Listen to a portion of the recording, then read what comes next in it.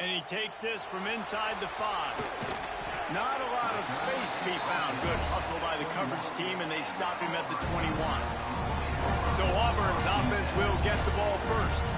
And they are coming off a sensational performance led by this quarterback who's hoping he can build on things, Jesse. Well, I know, having played the position, when you have a big game, you just can't wait to get back out there again and build on that performance. David, last time out, he was making the right reads. He showed off his arm talent. He had this offense moving up and down the field and finding the end zone. And you know he's excited to take on this defense today. Yeah, and talking to the defensive coordinators coming into this football game, like, they're not going to do what happened last week. Like, you can't sit back and make the coverages easy for him to diagnose. He'll pick you apart like he did last week.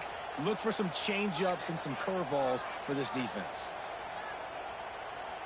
Solid pickup of 4 on first down. It's 2nd and 6.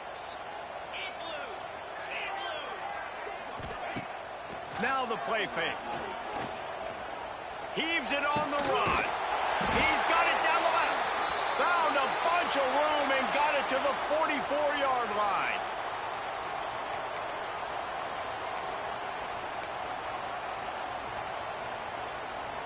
That last play is the kind of thing the offense can really build some momentum on, and now they've got it 1st and 10 outside the 40.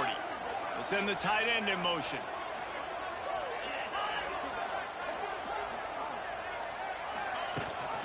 The give on the option.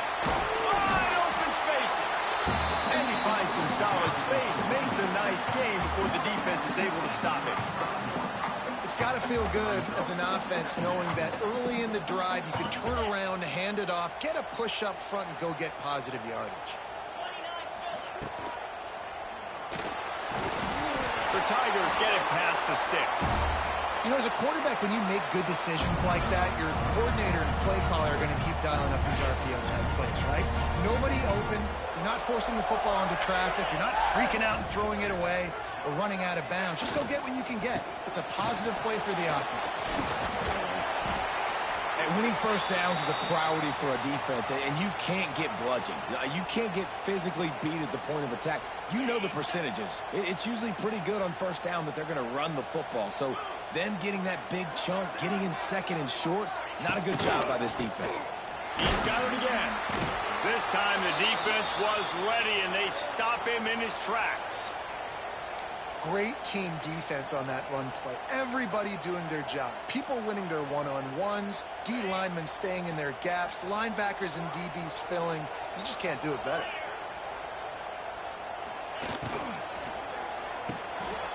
Quick catch on 3rd down. Headed to the end zone, and he'll take it in and house it. Touchdown, Auburn! And that's what I think makes this tight end so dynamic. He's so dangerous once he has the ball in his hands. There's so many tight ends out there that are just possession guys, and they usually go down right after they catch the ball.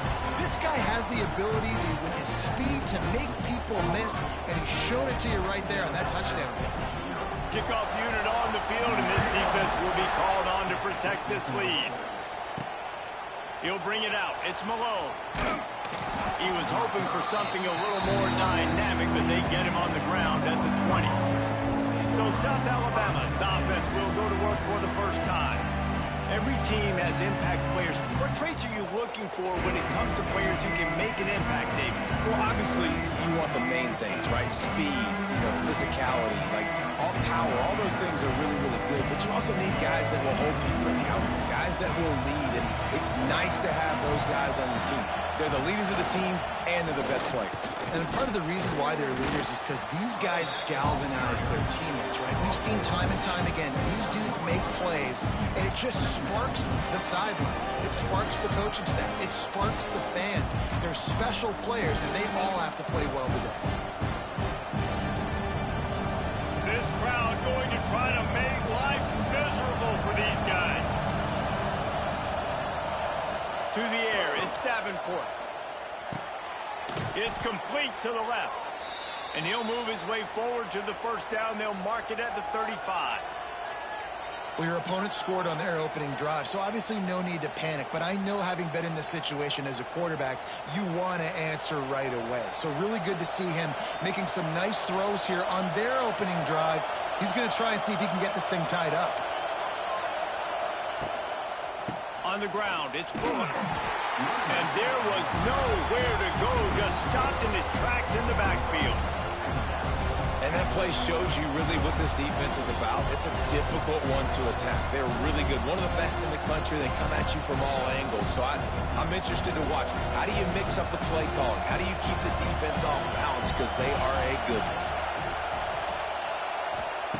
To the air on second down. Pass rush, gets there, gets home, gets him down at the 23. Keep bringing the heat like that, and you can fall in line with the likes of Derek Brown or Nick Fairley. Man, I still remember that Nick Fairley season where he put the defense on his back. Cam took care of the offense, but he ruled the defense, making big plays, getting in the backfield, getting after quarterbacks.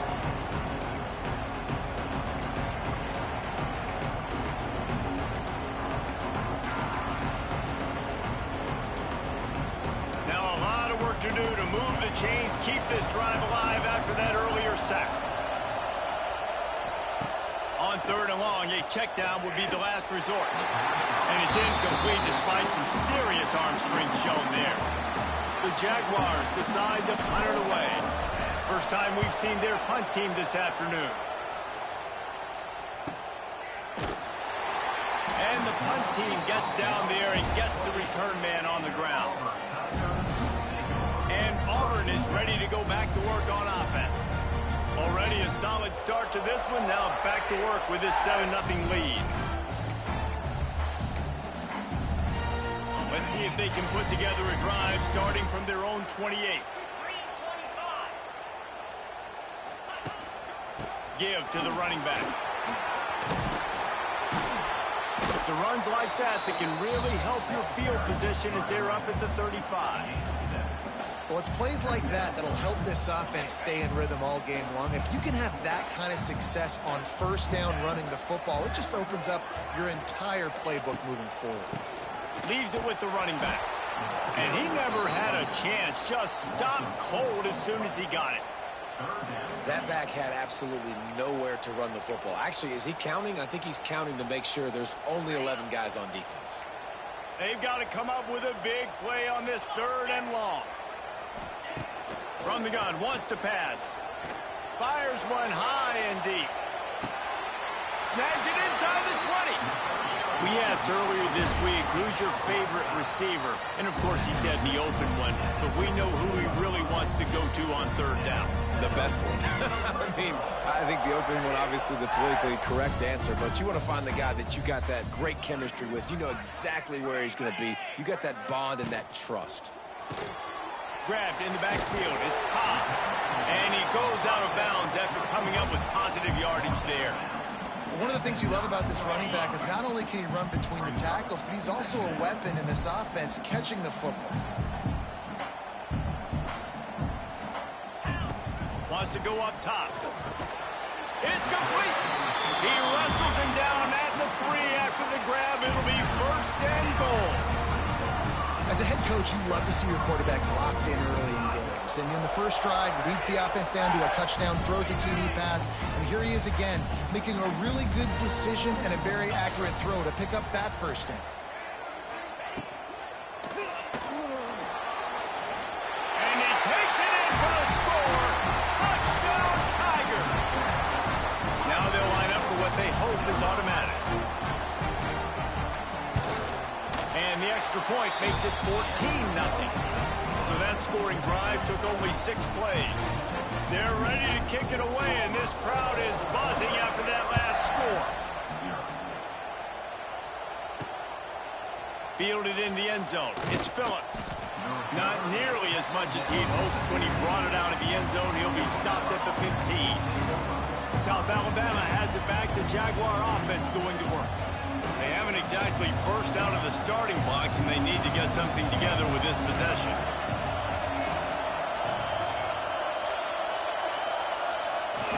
Off the play fake on first down. Using his feet to buy time. Finds a man by himself. It's a seam wide open. Finally corralled, but not before. He picks up the first down. Timeout called here by the defense. It's their first of the half. How about that last big play? You're backed up, and now you've got it 1st and 10 from the 46.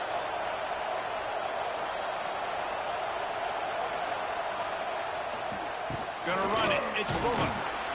And a good, solid pickup before the defense cuts him down.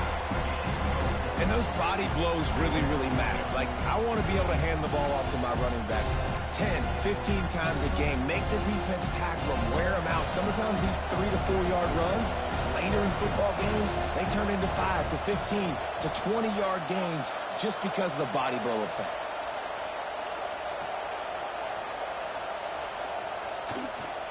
Just feeds the running back.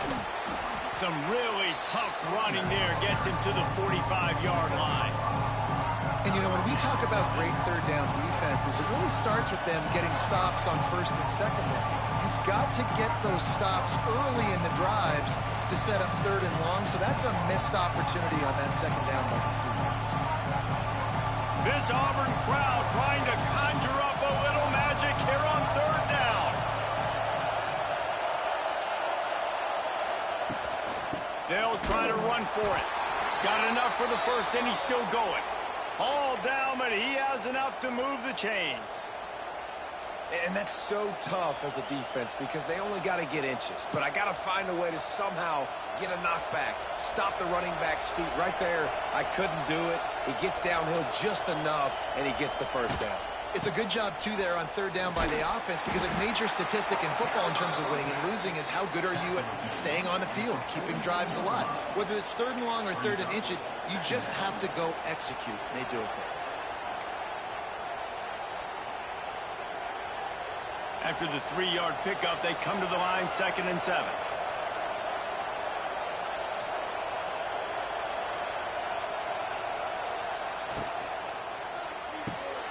The pull and throw off the RPO. He's brought down quickly. Minimal gain there. Still a bit short of the 1st down. I like the decision by the quarterback here. Just get the ball out of your hands. Get it to your playmaker. A lot of times he'll dance and make even bigger plays than he did here, but it was still a positive game.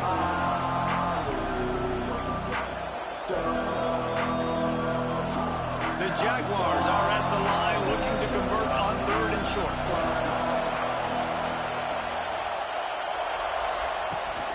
They'll try to pick it up on the ground. Just nowhere to go against this defense to find that single yard he needed on 3rd down.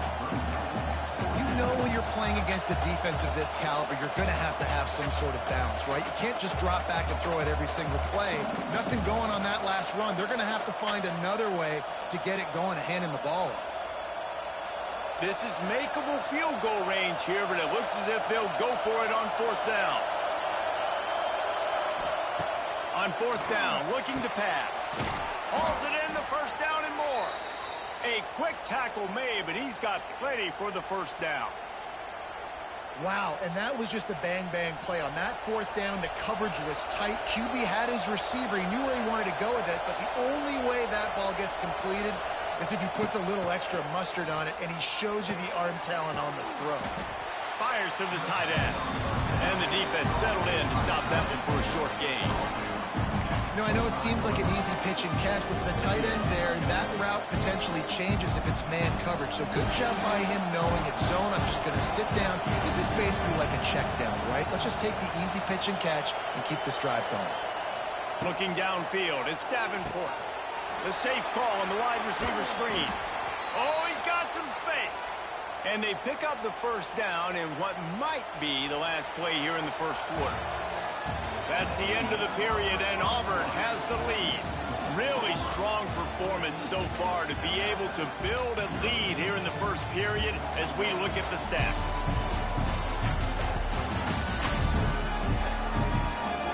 This could be a pivotal moment in this game as we open the 2nd period and they try to find a way to answer.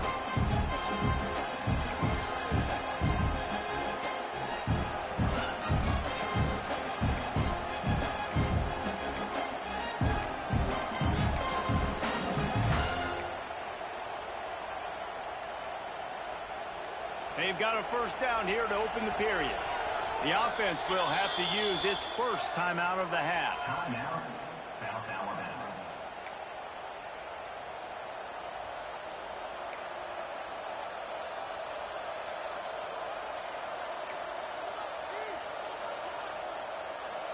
And the Jaguars didn't start this drive with great field position, but they have moved methodically down the field.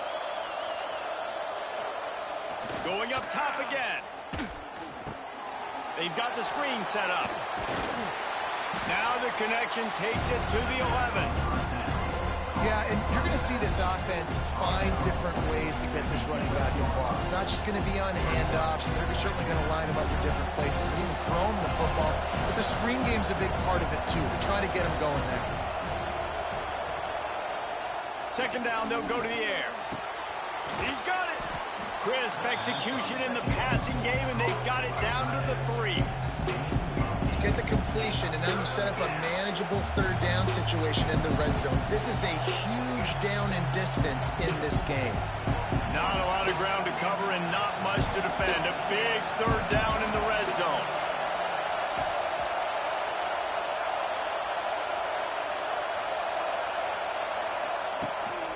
Trying to pick it up on the ground. Stopped in the backfield, and this defense has forced him into fourth down. So on offense, you've got to find a way to put 6 up on the board. You know that in this game, field goals may not get it done. So big-time players make big plays in big games. Who can you rely on right now to get you a touchdown?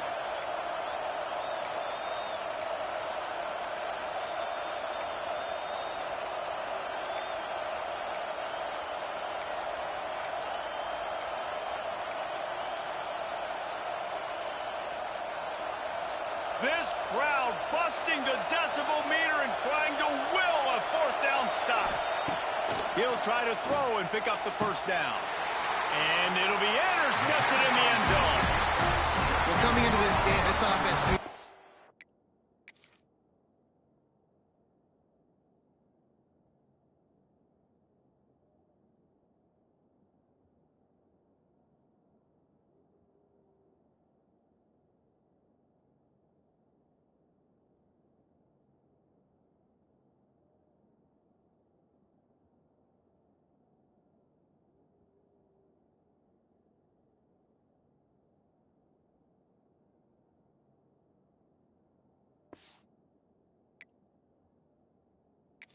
We're going to be at a premium. If you can't score